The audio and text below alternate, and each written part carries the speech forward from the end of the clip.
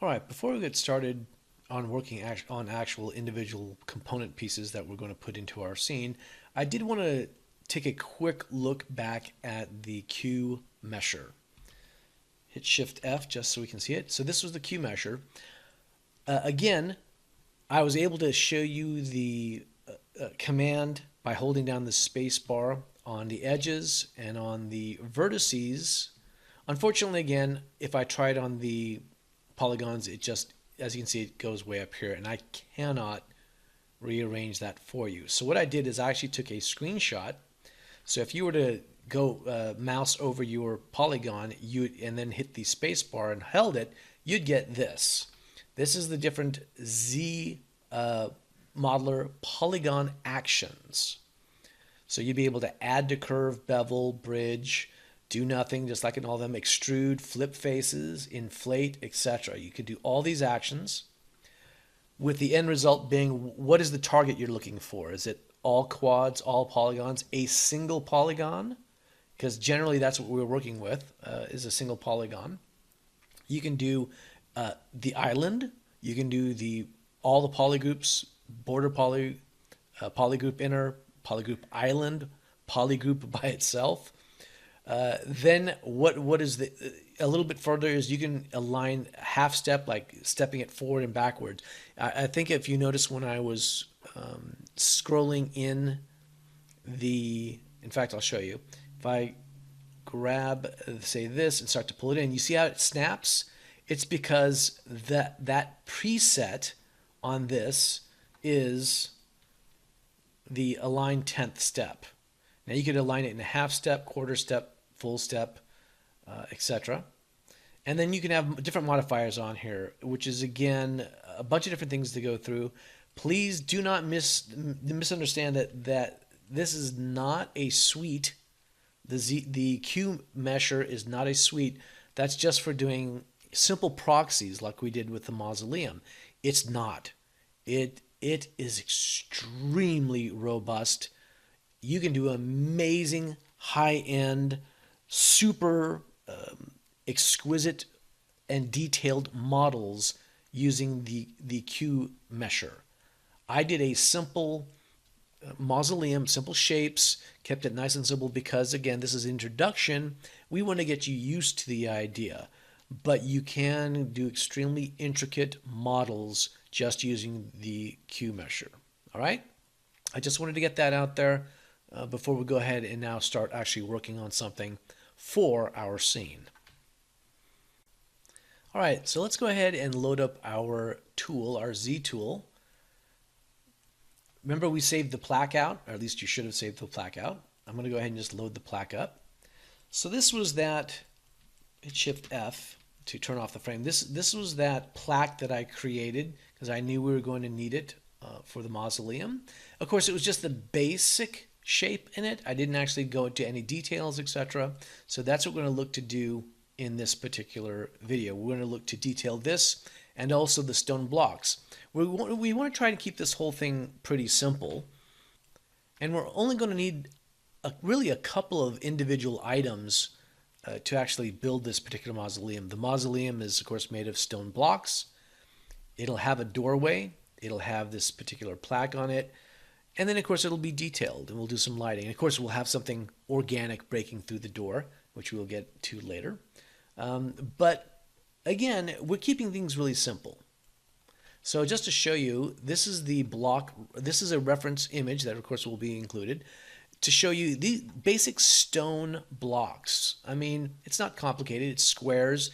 You can see they've chipped off edges and such. And so when we look to do the stone blocks, we are going to be creating some of these edging and some of these sort of details, but that's when we do the stone block. Right now, we're going to go ahead and focus on this plaque.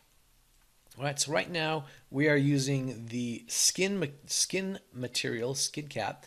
If you're not sure, you can just click it, and you can see that we've got the skin shader on right now. That's the one selected. I'm going to go ahead and just go to this MAH modeling.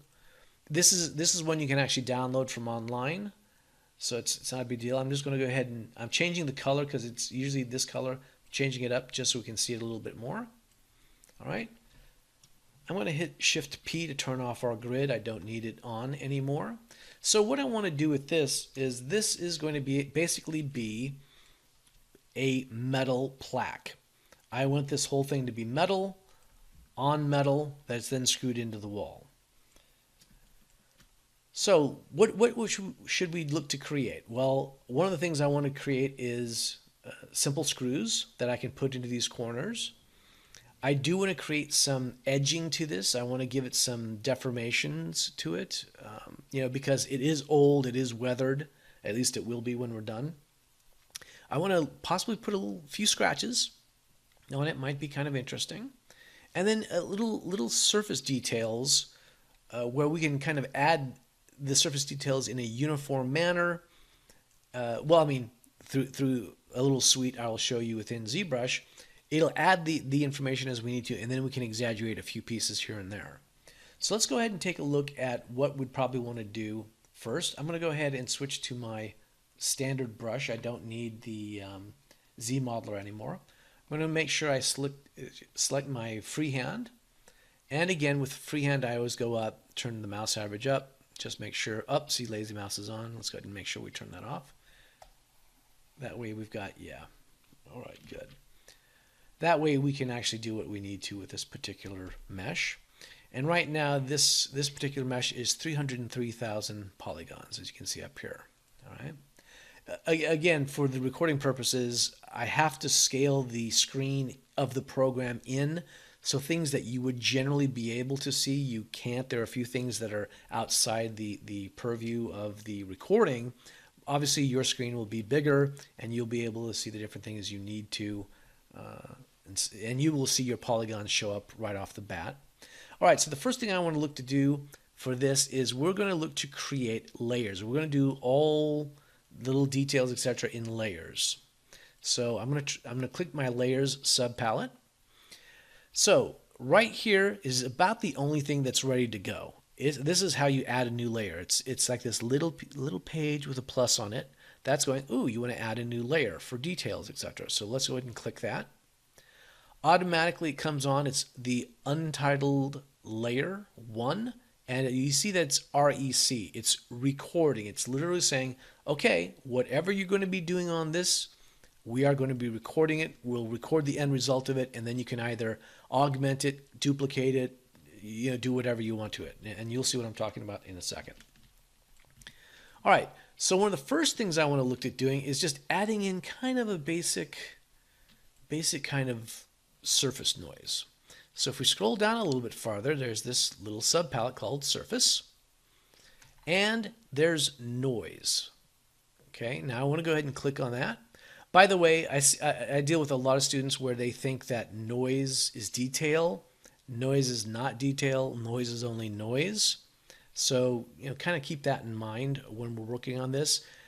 You really want to work in some details. You don't want to just, plonk noise on. That's not detail. And that's one of the biggest faults I see going with some students' works, is they always just add a little bit of noise and they think that's detail. It's not. Detail is detail. Noise is just noise. Okay, and unfortunately, again, this is one of those situations where this particular interface, where you can't see beyond a certain point, which is rather frustrating.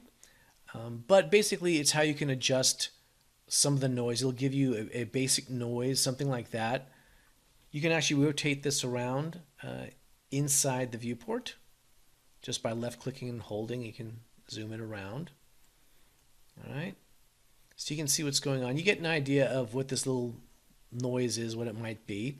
We can go ahead and adjust this strength value. Right now it's a minus 0.00073. So we can actually go to a positive number. For instance, if I scroll this up, and you can see just how wonky that's going to look. I'm zooming in. I just did a left click Alt and then release the Alt to zoom in.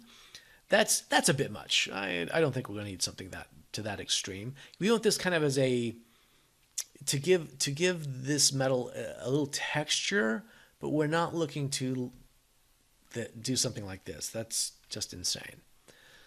But again, and we can do the negative, and that's kind of like that's eating into our view. Of course, the negative will be the emboss, I think it is. Yes, emboss, and then the positive will be deboss. It's coming out. But we don't need a lot of detail on this, but I do want to make sure it's in the positive rather than the negative. So I'm just go ahead and moving my slider over. I've just left click and holding the slider. You know, something like that. I'm going to adjust, again, you can't see this, but I'm going to adjust the noise scale, the literal scale of this noise. As you can see, it's multiplying it and getting larger and larger and larger. That might be a little much for what we're looking at. But then again, I don't mind. If we get extreme on this, it's okay. Everything we need to do in a layer, we can then adjust it. So it's not a problem. Let's assume for now, believe it or not, we'll go ahead and say, yeah, that works. I'm going to go ahead and hit OK. All right, so there it is on the model. But technically, it's not on the model itself. It hasn't technically been applied. That's what this button here is for. It says apply to mesh. By the way, you can go back. Let's say, oh my gosh, you forgot to do something else in here. As long as you've got the noise activated, as long as you've just applied the first thing, you can go back and click the edit and you go right back. You haven't lost anything. One of the buttons that is scaled out, and I'll have to take a screenshot for you guys to see this. In fact, let me do that right now. Okay, this is what I can't show you at the top of the screen. We had adjusted this noise scale. There's these little buttons right up here. Right now, the 3D is the one that's active. That's the default. That means it's just going to apply this particular noise like as a default projection. Boom, it plonks it on there. It's not really concerned about UVs or anything like that. We might see as we turn the model around, we might see a little bit of stretching on the bottom sides, etc. But if this particular plaque, in fact, had UVs, we can apply this noise based on the UVs by clicking what we could do here is click this button here. It's kind of a little grayed out, hard to see, but it says UV. If this model had UVs, this button would be clickable. We could have clicked it. And when we go for working on applying this noise, it would apply the noise based on the UV layout on this particular mesh. And we might not have to worry about any stretching whatsoever. All right. So that's one of the things that I wanted to make sure to point out to you, because again, for recording purposes, the top of the screen is getting cut off, and especially for this dialogue, and I can't show you that, sadly. All right, so let's go back in here. All right, so assuming for a second, by the way, if we zoom under here, yeah, it's a little stretchy in comparison. See, this is kind of a nice flat, but as I go here, it seems to gouge a little bit and pulls out. So, but that's okay. Now, for us to make it real, quote unquote, on this mesh, we want to go ahead and click Apply to Mesh. So I'm going to go ahead and do that. Now you can see beforehand, if we go back to the timeline, you can see it looks pretty extreme.